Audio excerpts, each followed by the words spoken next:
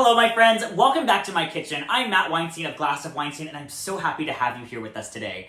So today I'm going to be making a gluten-free risotto carbonara. If you've been following my page for a while, you know that risotto is something that I have loved to cook for years. It's something that's delicious, it's naturally gluten-free, but this one is going to be a bit different. Over here you'll see I have my traditional ingredients, right? We've got our arborio rice, I've got our garlic and onion, some butter, white wine, chicken stock. But over here, I've got our carbonara ingredients. I've got our pancetta, a few eggs, and some pecorino romano cheese. These elements are going to provide a super creamy, salty, unctuous, almost umami element that's going to finish the traditional risotto. This recipe was inspired by my trip to Italy that I just took with my mom back in October. We spent 2.5 weeks traveling the north and central parts of the country, doing all kinds of eating along the way.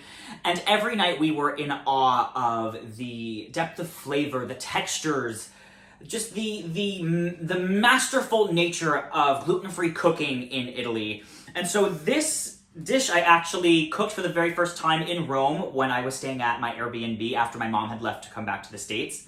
And it was something that I had been sitting on for days, right? Risotto is something that I've always loved to cook, but I was so curious about what would happen if I took these other elements of this other dish and combined them together. And the end result, I'm really excited to share with you. So I'm gonna stop talking. So let's grab a glass of Weinstein and let's get cooking. All right, so the first step of what we're going to do is we're going to take our uncured pancetta. We're gonna get this into a cold pan. Sort of like how you would render down bacon, or at least how I like to do it. I like to bring it up to temperature in a cold pan. So get all of that pancetta in, spread it around, and then turn the heat onto about a medium-low. This is gonna start to slowly render and crisp up, and then we'll leave all of the fat in the bottom to cook up our onion and our garlic.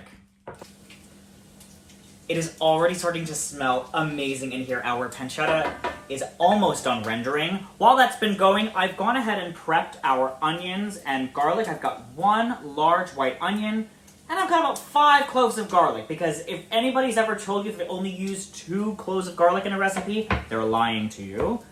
And I've already gone ahead and pre-grated 100 grams of our pecorino cheese. That's gonna come in handy in just a little bit.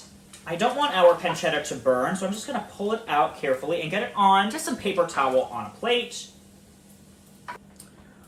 All right, our pancetta is just gonna rest over here.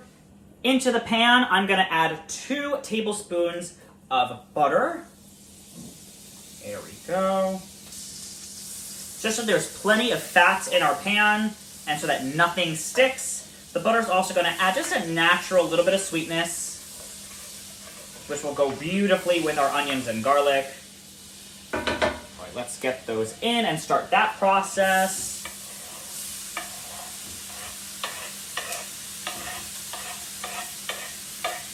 I've gone for about a medium dice on our onion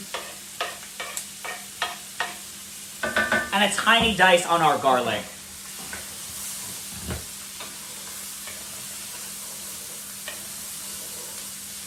Oops. Get everything nice and coated in that pancetta rendering and butter. And then to help sweat them out a bit, in comes some good kosher salt. A pretty generous sprinkling. We aren't going to add too much salt later on, just because our pancetta and the pecorino, we're going to add quite a bit of saltiness, and we're going in with chicken stock a little bit. So just enough to season this layer of flavor, and we'll check back on that in just a few minutes. All right, so while our veggies go, let's go ahead and work on our carbonara component. So I've got, like I said, I've got 100 grams of that pecorino romano cheese. We're going to use 2 whole eggs and 1 egg yolk. So I've got 2 of my eggs cracked. Those are going to go right in here. And then we're just going to quickly separate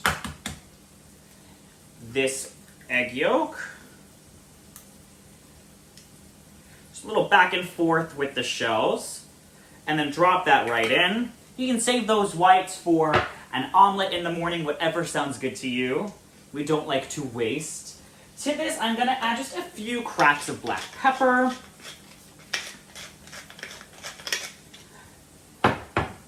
And then we're just gonna give everything a mix together. And it's basically just going to form a really pale yellow paste. And then when our risotto component is just about done, we're going to temper this. So what does that mean? We're basically going to add some of the hot, cooked, finished product into our egg and cheese mixture, whisk it together really quickly, and that's going to help modify the temperature so that our eggs don't just start scrambling and turning into a hot mess scrambled egg risotto.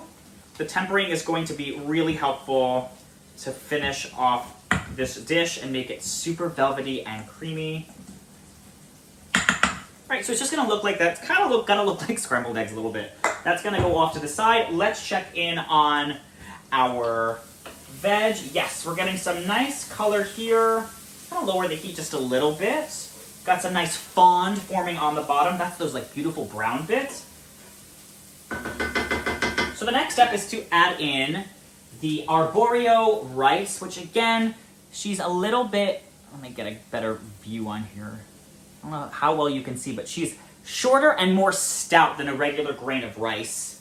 So she's gonna go in here, and we're gonna toast her up for a few minutes. I don't want everything to get too brown. So the thing about multitasking is keeping your eyes on multiple elements at once.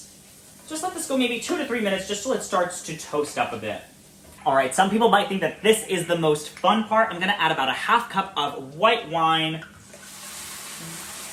right into the skillet. So this is really where the risotto process begins, the gradual adding of liquid, whether it be wine or stock. And this is where the patience comes in handy. If you've got company coming, risotto is a great thing to make when you've got someone to keep you company, because you can chat, sort of like I'm doing to you at home, and stir all at the same time. Doing it alone, you can do it, but it's definitely gonna be a more pleasant experience if you've got some company, someone to talk to, someone that can keep you company while you're cooking it. And then they can see the sort of process of what goes into it. You can take turns alternating. It's turning the risotto in the pan. And it really is just like this. You're gonna be here at the stove for maybe about 15 to 20 minutes, just constantly stirring and folding and enveloping everything in. Once all the liquid is gone from that wine, we're gonna hit it with some warm chicken stock, a little bit at a time. You're going to see the best results with a warm liquid. That way it doesn't have to waste its time coming to temperature. So I've had that simmering basically since I started filming. So it's nice and warm. You can really smell the aromatics, the wine. This is really a special dish. The wine helped to deglaze and get all of those brown bits off, and now all those brown bits are going to inform the flavor of this risotto even more. So the wine itself adds flavor, and then it helps to extract the flavor that's stuck to the bottom. Super helpful trick. And then kind of makes the cleaning process easier because those brown bits are already removed from the pan, and you're not wasting an ounce of flavor. Something interesting about this dish that I find kind of funny on a personal level is the reason I started making risotto in the first place was I was inspired by my first trip to Italy that I took, oh my gosh, 5.5 years ago, the summer I turned 25. And I had eaten a lot of risotto while I was there and came back and just wanted to learn how to make it. And so since then, I've been making risotto for family and friends for special occasions for years. And then funny that the one thing I wanted to really cook when I was there my second time was this fun version with the elements of a spaghetti carbonara incorporated into it. I'm going to argue that the carbonara element of this dish is probably a bit easier than a spaghetti one, just because we get to temper the cheese mixture beforehand. We're not, pouring it right into a hot skillet and hoping for the best. I know a carbonara can be a bit intimidating, even for someone like me who's attempted it a few times. And I think risotto is one of those things that seems super intimidating, but once you understand the foundations and the principles of the dish, I always say that risotto is super versatile. You can put whatever vegetables or proteins in it that you want. You can use white wine, red wine. You don't have to use wine at all if you are someone who's sober or doesn't partake in alcohol.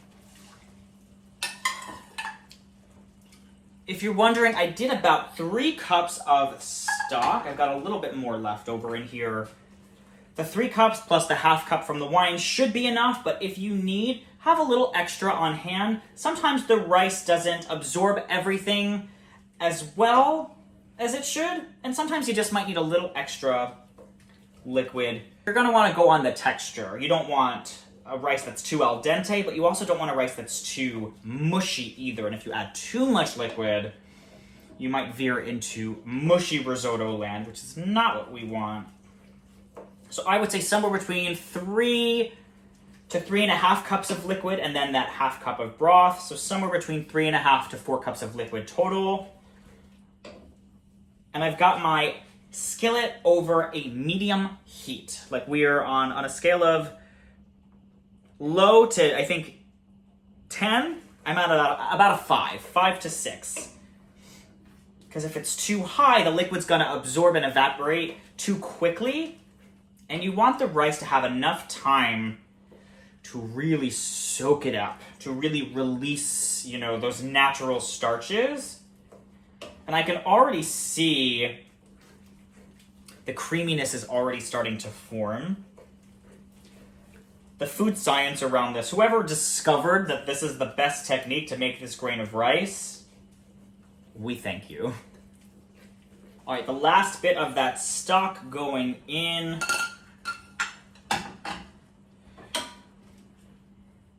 Keep on stirring and folding. It's definitely starting to come together. You might see some thickened gelatinous bits on the sides. Just try and scrape those off and reincorporate them back in. That's the natural starch just trying to stick to something, and we want all of that flavor and thickness incorporated in here. Okay, our risotto is just about finished. I'm gonna lower the heat just a little bit more. Now it's time to temper the mixture. So what I'm gonna do, I'm gonna take a decent sized scoop, add it in, and immediately start mixing this in. Nice and quick. Holy moly, it smells amazing. Go in with one more scoop just for good measure. And again, this is going to help to get our eggs to a certain temperature so that when we add it into this skillet, they're not just going to scramble. And then from here, again, I've got my skillet super low now, and we're going to add this right in. And immediately you're going to want to similarly fold everything together. I don't know if how well you can see the creaminess and the color of this risotto changing.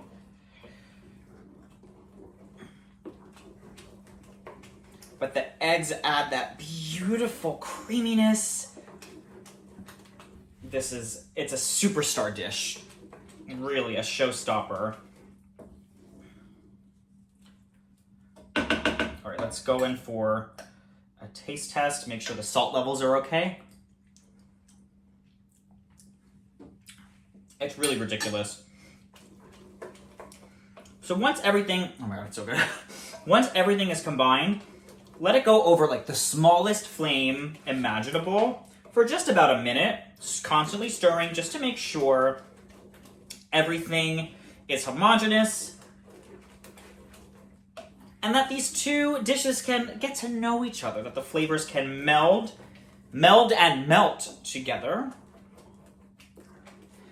And then from here, I'm going to put almost all of the pancetta in. I'm going to save a little for the top for garnish. And those little bites of pancetta pancetta are going to add a crispiness, a saltiness, almost an umami kind of flavor. That rich, salty unctuousness that only pancetta or bacon can achieve. This is absolutely stunning. The last step here is to plate it up.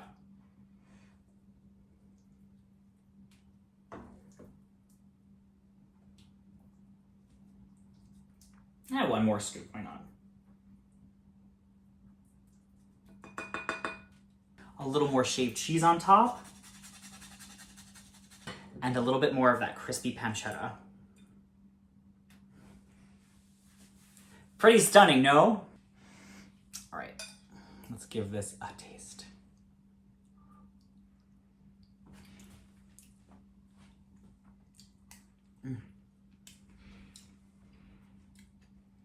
It really is a super special dish. You get the coziness of the traditional risotto, and then you get this beautiful, velvety, creamy, salty, unctuous, umami flavor from the element of the carbonara, all working together. Whew, it is. And there you have it, my friends, a gluten-free risotto carbonara. If you like this video, don't forget to like and subscribe, leave me a comment, let me know what gluten-free recipes you want me to make next. And remember, my friends, there's always time for a glass of Weinstein. I'll see you here next time.